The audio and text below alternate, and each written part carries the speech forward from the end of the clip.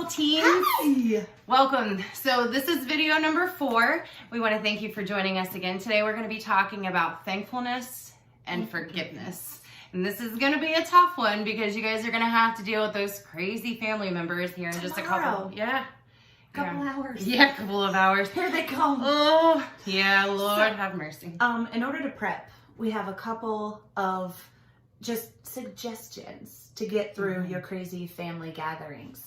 I mean, my first suggestion would be maybe a little bit of NyQuil in the cherry pie.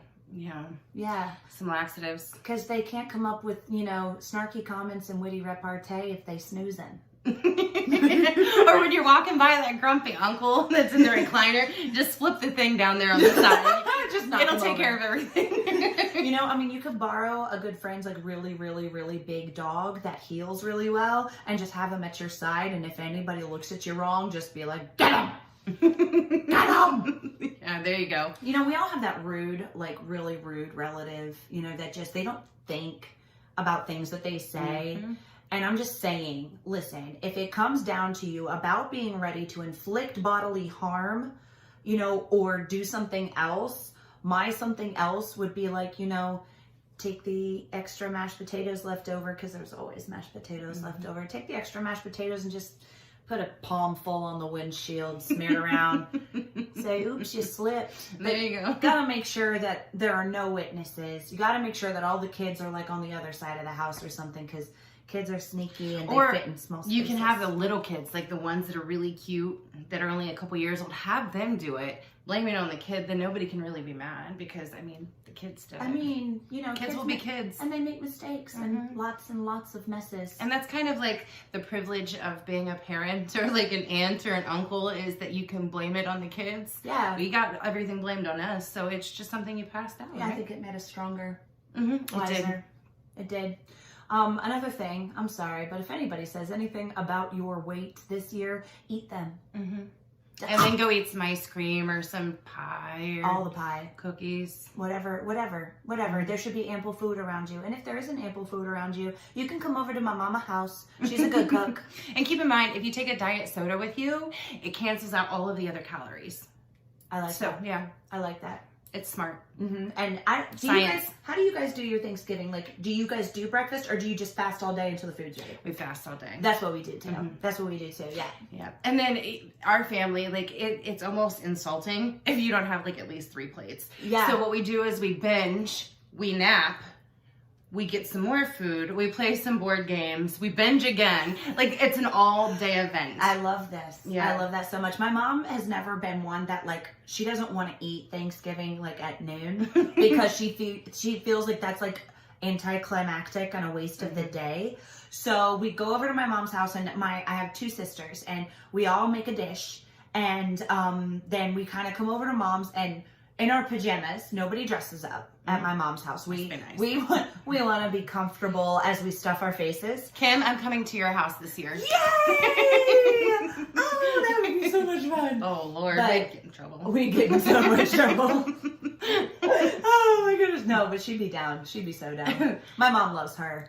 So, but yeah, then we're in our pajamas, and we'll do crudité. We'll do olive and cheese plates and veggies with dip, and that's what we'll nosh on a little bit as we're cooking the rest of Thanksgiving dinner. But we usually have Thanksgiving dinner between 3 or 5, depending on when the schedule works out with swapping my kids with my ex-husband and his family and whatnot.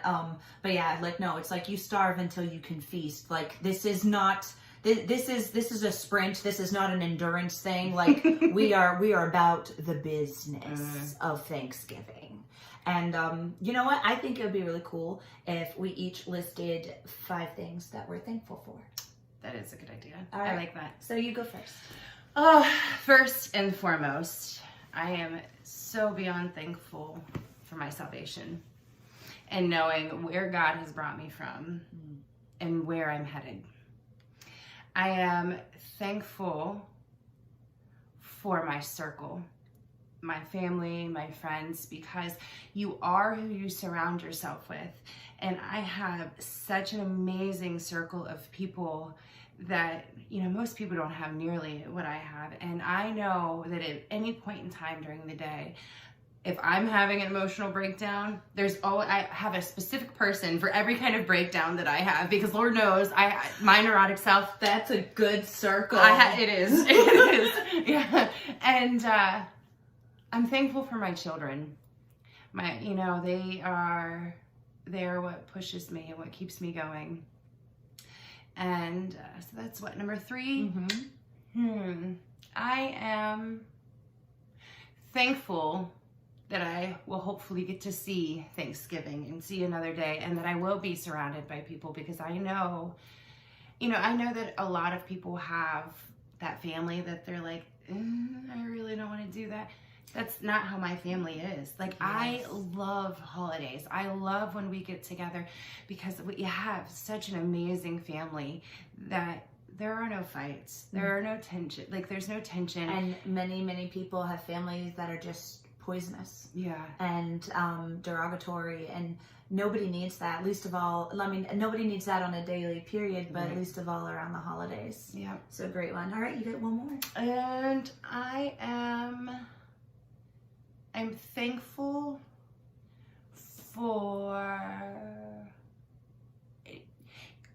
for the fact that, so I had surgery on my neck.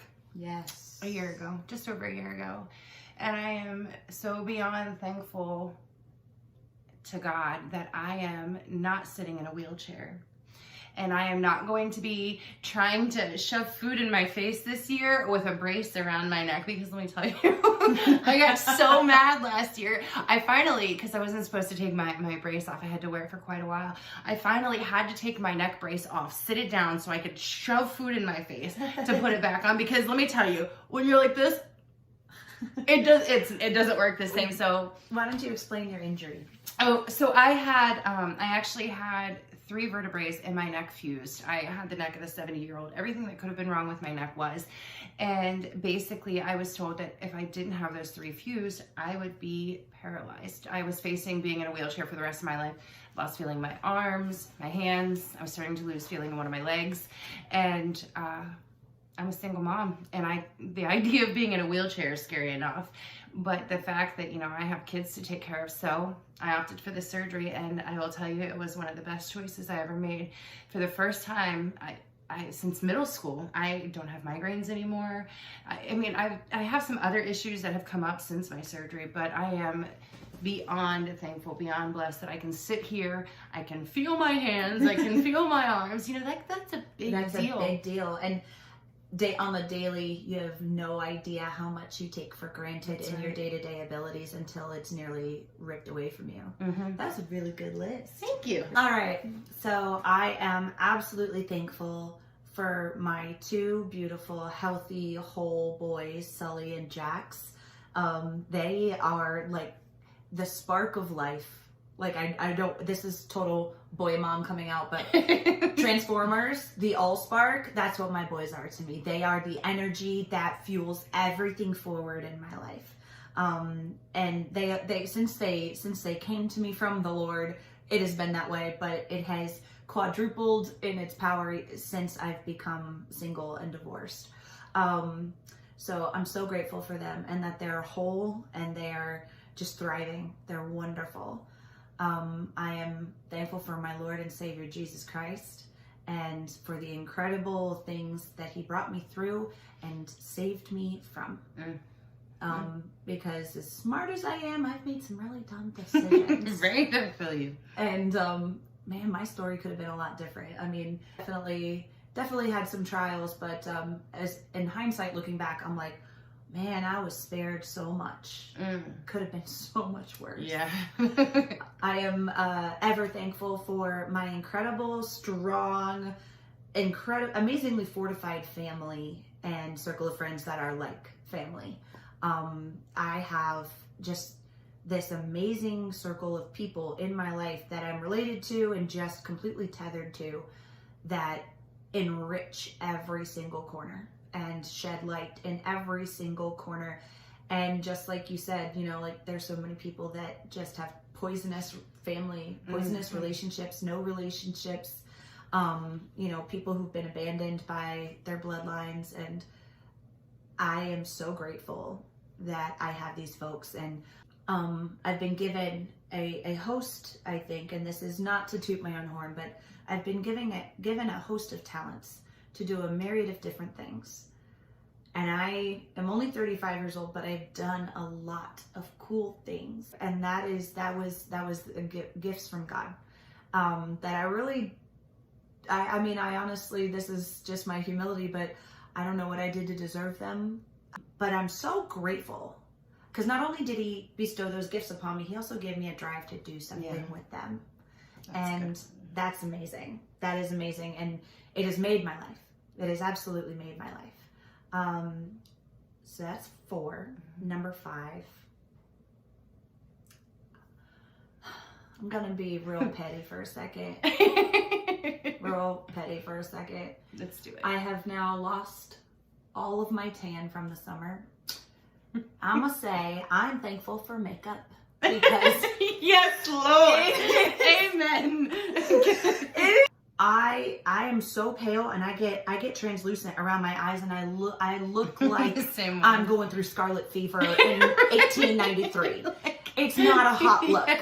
I look sick, and I have gone to church with makeup-free face, and people will be like, "You feeling okay? You look so tired. Are you all right? Everything cool?" Yeah. No, this is just me. Yeah, it's just my face. So I'm thankful to Jesus and God for making the people that make makeup, because you make me look good when I look like death.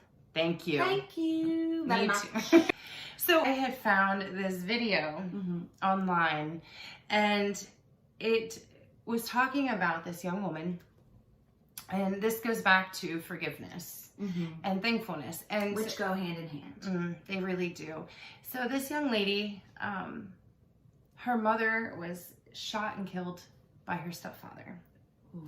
Yeah, and so that in itself is ridiculously tragic. And in this video, there's a clip of her speaking to her stepfather in court, and she talks about how hurt she is, but she goes on to say that she forgives him.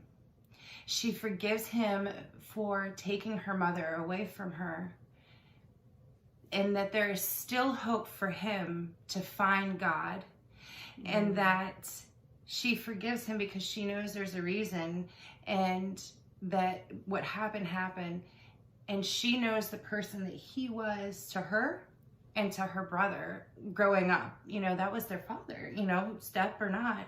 And then it cuts back over, and she's doing an interview about how she feels the reason her mother was taken from her was she had made her mother an idol, which it says not to worship idols, right? Not to worship idols and put any other thing above the Lord God. And she realized that here she was, she had gone through life, her and her mother were so close, but she had gone to her mother in times that she should have gone to God with these problems. And in the process of grieving, she learned to lean on God the way that she felt that she should have all these years ago. And in that process, she was able to truly forgive her stepfather for the things that he had done. That to me speaks about, like, I don't know that I would have that kind of, I mean, obviously God would have to intervene, but you have to take a step back and think, you know, we get angry and we hold these grudges for stupid things. And we go into things like Thanksgiving and Christmas, and we walk into, you know, wherever it is that we're going, whether it be our parents' house or whatever, and we have this chip on our shoulder because so-and-so said that the dress that I was wearing the last time I saw her was ugly. Now, you're going to be mad because she didn't like your dress, and she simply said she didn't like your dress, or maybe she didn't think that was your best choice. And this girl over here is telling her stepdad it's okay, she still loves him, and she forgives him for shooting her mom. Like, how that really puts things into perspective. Really. Yeah. I consider myself a pretty strong human being, but the conceptually, to think about looking somebody in their face who I'd apparently loved, like she apparently had a very close relationship with this man who then murdered her mother, to be able to look him in the face and say, I forgive you and there's hope for you. Not only am I going to wipe the slate clean and let go of the baggage that I have about you, I want you to know I want good things for you too. That's what she was saying was, there is hope for you. When I get wronged by somebody, I get verklempt and I'm vengeful and I'm just so angry, but the power of God alone can wash that away and give you that peace that passes all understanding. And that is when forgiveness is truly able to come and wash through and take that baggage away from you. That's right. And what an immaculate gift. That is not possible like in the flesh. I'm sorry. I know some really great people. I know some very awesome people who aren't Christians, who don't know God, who have no interest in knowing God. And they're like some of the kindest people I know. But I don't think that even they would be capable of that. Not without God. So to contemplate that kind of release and peace and to say, there is still hope for you. Mm-hmm. What a majestic thing. Yeah. What an amazing thing to meditate on the day before we celebrate how thankful we are for everything, even if you have to be around crappy family members. You know, it says in the Bible in Colossians 3:13, forbearing one another and forgiving one another, if any man have a quarrel against any, even as Christ forgave you, so also do ye. It means forgive one another. It means when there was a guy in the Bible that came to Jesus and said, how many times do I have to allow my brother to sin against me? 7? Is 7 enough? And Jesus says 7 times 70. Mm-hmm. Which means through him we should never run out of grace. That's right. And a lot of times in the hardest situations with people that hurt me, that disregard me, disrespect me, talk down to me, what I find is if I elevate my way of thinking, if I say, you know what, she had a really rough upbringing and no, she is not the nicest person and she hates me with a vengeful spirit, I'm going to pray for her and I'm going to say, I wish her well, because what she's up against, the battles that she is fighting, they are not mine to bear. Mm-hmm. And she decided to take it out on me. Yeah, that was her. She decided to take it out on me, but that doesn't mean that I have to carry that baggage. Mm-hmm. I can check it at the door and say, there's a whole kind of war going on in that poor woman, and I don't even know half the story. I know this bit, and I'm going to pray for her, because that kind of poison coming out means that there is nothing but pain inside. That's right. And I've learned, I've had a lot of dealings with people like that. And I mean, obviously, it's the red hair. I'm kind of hot-headed at times. No, not you. Just a little bit. But I have learned that when people come at me like that, at first I want to be angry and I want to lash back out at them. But I've learned the best way to handle it is to say, man, like, I'm sorry you're having a bad day. And if you just kind of let them do their thing and you go back to them and say, look, can we talk about this? Or, I'm going to be praying for you. I've had a lot of those people come back to me and go, look, I'm sorry. Here's what's going on in my life. And it goes back to, we never know what that person is dealing with. And even the most terrible person that you come across in your day-to-day, there's probably a variable to why they behave that way. That doesn't mean it's your fault. That doesn't mean that you can absolve them of their behavior, because our choices make us and make who we are. Mm-hmm. However, there are days when I'm short-tempered and I'm exhausted.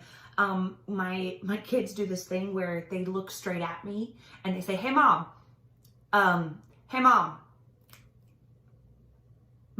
hey mom, you hey mom me one more time, son. You come at me one more time with a hey mom. I don't have it today. Complaint department closed at 5. Yeah, that's what I'm telling. And I get short and I get snippy with them. Well, yeah, are they being annoying? Yeah, mildly. But I'm the one snapping, and that's my shortcoming for the day.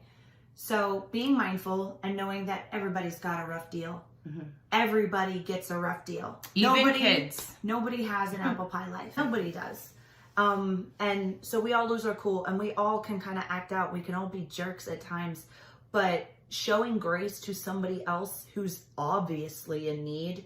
You know, honey, you stepping out like that and coming at me with that kind of venom? Whoa. Mama needed a Snickers because y'all Betty Whiting it up in here. Hangry. Hangry. Hangry is such a thing in my family too. So we just wanted to kind of leave you with this message, like, have grace. Be kind. And we're not saying the poisonous people, those who seek out to destroy you, we're not saying give them access to your life, to what's going on with you. We're saying give them grace and let it go. Because when you do that, when you say, man, she's extra, she's just way too much, and I can't live like that, and I wish her well, and there's hope for her, but I'm not going to let, this is where I draw my line, I'm not going to let that come into my life, and I'm not going to hold it over her head either, that she's unable to give me the grace that I'm giving her. Because grace, whether they get to know it or not, grace is your own medication. Grace is something that will ease those burns and ease all of that pain. Even if they cut you all the way down to the bone, whatever they said, whatever they did, you know, if they break your heart, forgive them. It says in Hebrews 4:16, let us therefore come boldly unto the throne of grace, that we may obtain mercy and find grace to help in time of need. Boom. Mic drop.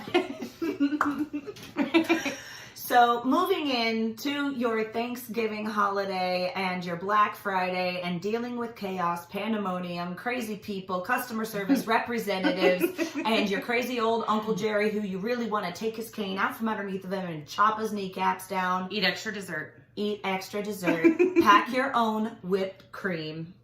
And don't forget what I said about the handful of mashed potatoes, because I may or may not have done that myself. It happens. Whatever. So this is Salt of the Earth. I'm Leslie. I'm Heather. And we want to remind you, happy Thanksgiving and stay salty.